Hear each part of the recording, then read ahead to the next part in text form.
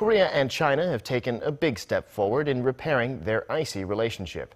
The two governments released a joint statement on Tuesday outlining their recent discussions over North Korea, THAAD, and other issues. And although it doesn't resolve all of their differences, it's hoped the statement could lead to better relations. Kwon Jang-ho has our top story.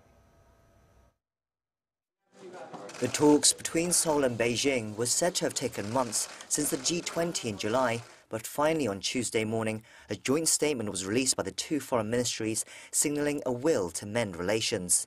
The statement began with the two nations coming together on the North Korean nuclear issue, agreeing to pursue a peaceful solution and pledging to further strengthen communication and cooperation on the matter. However, it was the issue of the U.S. missile defense system THAAD deployed on South Korean soil that has driven a wedge between the two nations.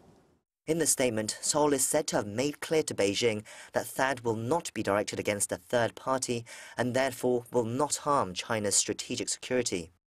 Meanwhile, Beijing reaffirmed its opposition to the THAAD deployment, but at the same time has taken note of South Korea's position, and the two sides promised further discussions in the future.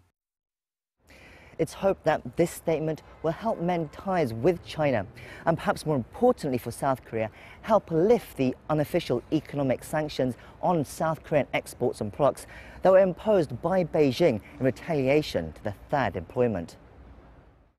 The entertainment, automobile and retail sectors have all been affected over the last year.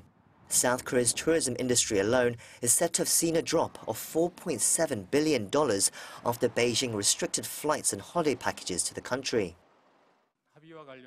We're hoping this statement can help normalize the South Korea-China relationship, which in turn can help relieve the difficulties our people and businesses have suffered during this period. Signs of improving relations can also be seen in a step up in exchanges between the two countries. These include a meeting between the two nations' nuclear envoys in Beijing on Tuesday to further discuss the North Korean nuclear crisis. Several lawmakers from both sides are also scheduled to make various trips to Beijing for seminars and discussions in the coming weeks. And the country's health ministers are expected to meet in Shandong province in mid-November as well. Kwon Jang-ho, Arirang News.